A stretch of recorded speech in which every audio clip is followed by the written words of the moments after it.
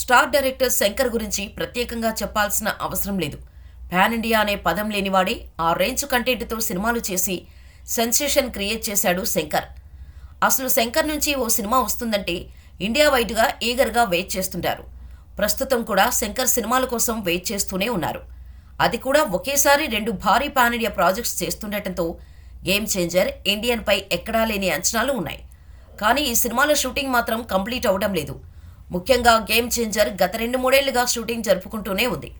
మరో 2 నెలలైతే కానీ ఈ సినిమా పూర్తయ్యేలా లేదు. మామూలుగా అయితే నిర్మాత దిల్ రాజు, రామ్ చరణ్ ఇద్దరూ కూడా వీళ్ల స్పీడ్కు గేమ్ చేంజర్ సమయంలో 2-3 సినిమాలు కొట్టేసేవారు. కానీ శంకర్ దగ్గర లాక్ అయిపోయారు కాబట్టి ఏం చేయలేని పరిస్థితి. లేదంటే ఈపాటికే చరణ్ RC16 కూడా కంప్లీట్ చేసి ఉండేవాడు. ఎందుకంటే చరణ్ సెట్స్లోకి రావడమే లేట్ అని కాచుకొని కూర్చున్నాడు బుచ్చిబాబు. RC16 అనౌన్స్మెంట్ చేసిన తర్వాత కాస్త టైం తీసుకున్నప్పటికీ లాంచింగ్ తర్వాత మాత్రం జెట్ స్పీడ్లో దూసుకెళ్లేలా ఉన్నాడు బుచ్చిబాబు.